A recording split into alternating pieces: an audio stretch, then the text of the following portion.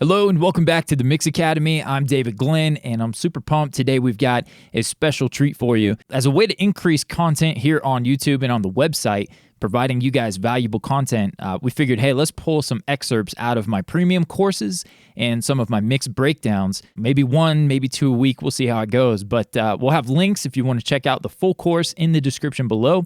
Or if you're on the website, you'll see that below the video. It's just another way to increase value here for you on the channel. There's no obligation to purchase anything, but those links are there for you if you are looking to step up your game a little bit more. Another thing I want to share is we've got free multi-tracks. We've recently unlocked the entire archive of the Mix Academy. You can download these multi-tracks, and yes, you're going to be able to use these on your resume. There's no obligation to purchase anything. You join the email list, you're going to gain access to that. In addition to, we've already got the free song of the month, so we'll have new multi-tracks every month. And then there is the option to purchase my mix breakdown or the tutorials associated, but again, no obligation at all. So hope you dig that. We're also going to upload my final mix without the final limiter. Those of you who are into mastering, you'll be able to take my final mix, work your magic, and then use that on your mastering portfolio as well. So hope you dig that. Lots of new exciting things happening here at the Mix Academy. Don't forget to check out the email list at themixacademy.com, and we hope you enjoy the following tutorial. Let's look at mono room sound.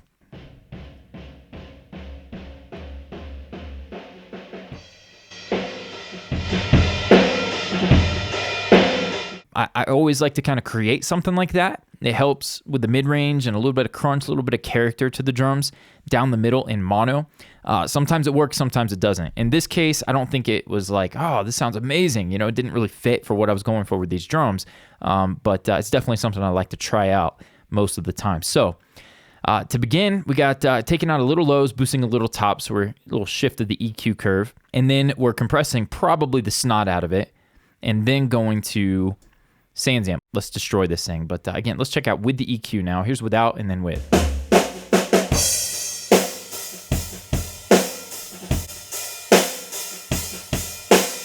Yeah, just taking out the low end, really boosting some top.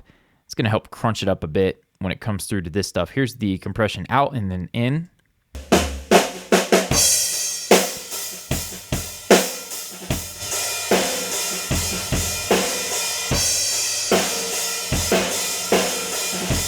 And there is some breakup and saturation in with this. So if you're not using Novatron, you may throw Decapitator or Lo-Fi, add a little distortion, saturation knob, which is free. Something that's going to give it a little character, a little grit. And then also this is fast attack, fast release. So this is beyond 1176 fastest attack and fastest release. But you can get a similar vibe if you rock the fastest attack and fastest release on an 1176. This just happens to be a little faster and creates a distortion quality to it. Moving on from Novatron, which you could hear no attack really coming through after we did that. I wanted more, and I remember putting SansAmp on and just saying, you could start with this and probably, actually, let's hear the way it is now with SansAmp.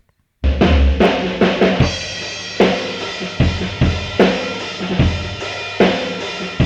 then let's turn off the other two plugins.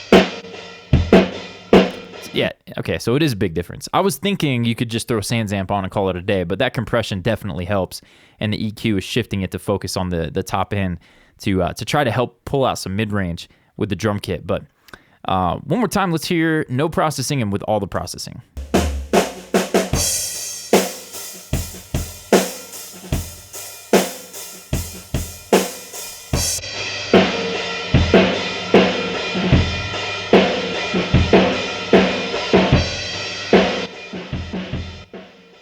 Okay, and that's really low in the mix. So here's out.